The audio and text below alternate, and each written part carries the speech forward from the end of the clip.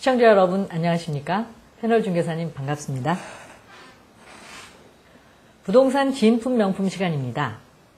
2013년 12월 5일부터 시행된 도시재생 활성화 및 지원에 관한 특별법은 쇠퇴한 구도심과 시가지의 노후불량 주거지역을 재생시키는 근린재생형과 노후산업단지나 항만 등을 재생시키는 도시경제 기반형으로 나뉘어 진행되는데요. 이번에 국토교통부에서는 전국의 13개 지역을 도시재생 선도지역으로 지정하여 본격적인 지원을 시작하였습니다. 대규모 수용 방식의 재개발 방식을 지향하고 한국 부동산 시장에 새로운 활력을 불어넣을 줄 도시재생법 시장이 성공적으로 정착되길 바랍니다. 이번 시간에 분석할 매물은 경기도 파주시 신촌동에 있는 토지 매매 물건입니다. 담당자인 CNP 부동산 법률 중개사님으로부터 먼저 매물에 대한 기본사항 설명을 듣고 패널 중개사님들과 함께 입지 분석, 가격 분석, 권리 분석, 공법 분석을 순차적으로 검토해 본 후에 명품 매물인지 아니면 거래 부적합한 매물인지 여부를 객관적으로 평가해 보도록 하겠습니다. 그럼 담당 법률 중개사님으로부터 매물에 대한 기본 설명을 먼저 듣겠습니다. 네, 경기도 파주시 신촌동 소재 토지 매매 물건이고 가격은 23억 원에 중개 의뢰한 매물입니다. 먼저 기본 분석을 해드리겠습니다. 행위 제한이 매우 약한 계획관리 지역 내 밭으로 토지 대장 면적은 1807제곱미터 547평입니다. 특징을 설명드리면 자유로 문발 IC 수입로 인근이며 주변에 개발된 주거 및 상공업 시설로는 롯데 프리미엄 아울렛 파주점, 48만 평의 파주 출판 문화단지, 파주 신촌 일반산업단지, 파주 문발 일반산업단지, 교화 및 파주 운정 아파트 지구가 있습니다. 3.3제곱미터당 가격은 420만원으로 토지 거래 시장이 활발했던 몇 년 전에는 700만원을 호가하던 토지이며 법정 지목은 전입니다. 파주 출판 문화단지와 롯데 프리미엄 아울렛 파주점이 인근에 있군요. 주변 입지에 대해 좀 더 자세한 설명 부탁드리겠습니다. 네, 본 매물은 자유로 인근에 있으며 48만 평 규모의 파주 출판과 이미 개발된 교화지구 및 운정지구, 앞으로 9만 평까지 확장될 롯데 프리미엄 아울렛과 이곳 뒤편으로는 보상이 마무리된 대규모 택지 개발도 추가로 예정되어 있고 산업시설로는 파주 신촌 일반산업단지, 파주 문발 일반산업단지가 조성되어 있습니다. 또한 본권 토지가 접해 있는 도로를 따라 먹거리타운, 호텔 등 상당한 수준의 상권도 형성되어 있습니다. 이렇듯 본권 매물 주변은 상당한 개발 압력이 작용하고 있는 곳이며 이에 따라 한강이 조망되는 본권 토지의 희소가치는 더욱 높다 할 것입니다. 담당 법률중개사님의 설명 잘 들었습니다. 매물에 대한 설명을 보면 괜찮은 매물 같은데요. 패널 법률중개사님은 어떻게 생각하세요? 이 물건은 지속적으로 진행 중인 개발지 인근에 있는 토지로서 근린상가 부지로서 적합한 토지로 판단됩니다. 패널 중개사님의 말씀 잘 들었습니다. 이번엔 시세 분석을 해보겠습니다. 담당 중개사님이 직접 조사한 주변 시세와 본 물건의 매도 의뢰가가 적정한지에 대해서 말씀해 주십시오. 시세 분석을 해드리면 최근 주변에서 비슷한 조건의 토지 거래 사례를 찾아보기 힘들고 비슷한 조건의 토지가 매물로 나온 사례도 많지 않습니다.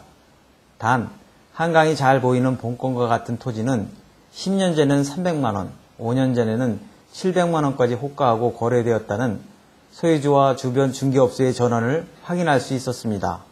또한 주변 중개업소를 둘러본 결과 최근에는 이건 토지보다 안쪽에 있는 토지가 450만원에서 500만원에 거래된 사례가 있다는 설명이었습니다.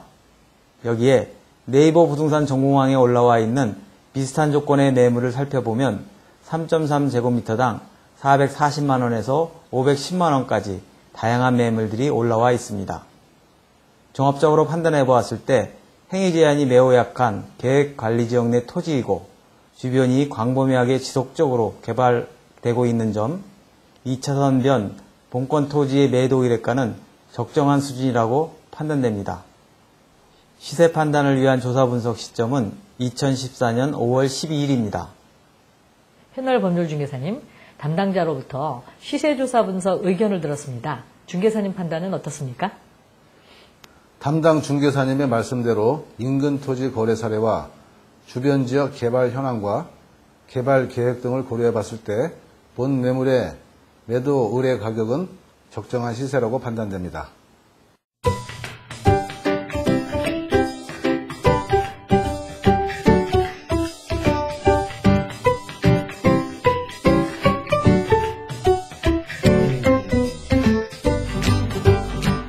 그럼 이번엔 매물의 상태와 입지에 대해서 담당 중개사님으로부터 보다 상세한 설명을 들어보도록 하겠습니다.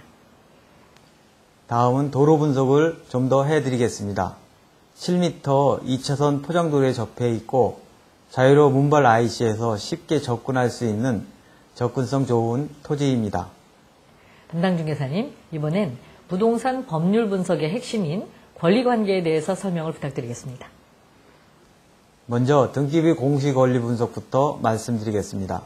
소유권란을 보면 가등기, 가처분, 가압류, 압류등기, 경매등기, 신탁등기 없으며 소유권 이외의 권리를 보면 12억 5천만 원의 융자금에 대한 저당권이 설정되어 있으며 지상권, 지역권, 전세권, 등기 임차권, 권리질권은 없습니다.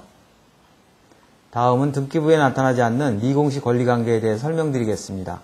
유치권, 법정지상권, 점유권, 분묘기지권, 특수지역권은 없습니다. 대항력 임차권도 없습니다. 미공시 권리관계가 전혀 없는 깨끗한 물건입니다.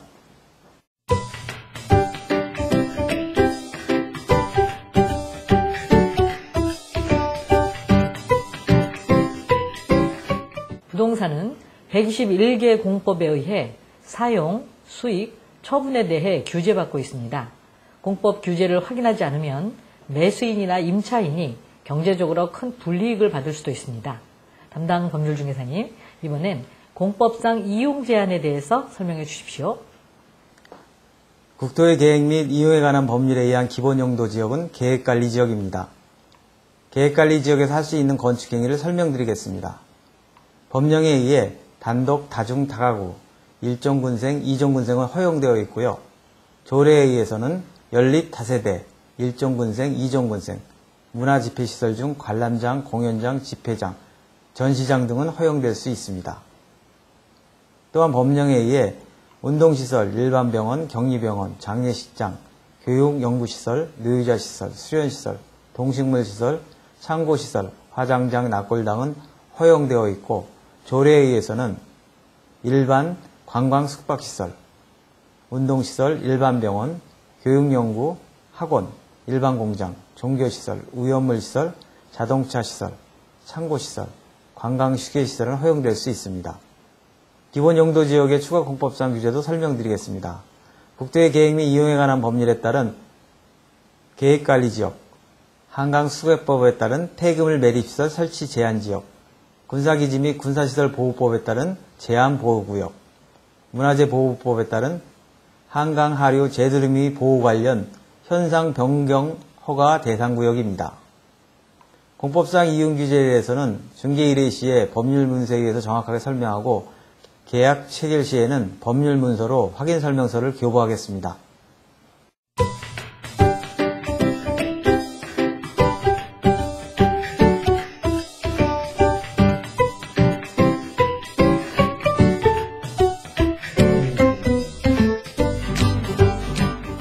담당 법률중개사님, 물건 분석과 설명을 하시느라 수고 많았습니다.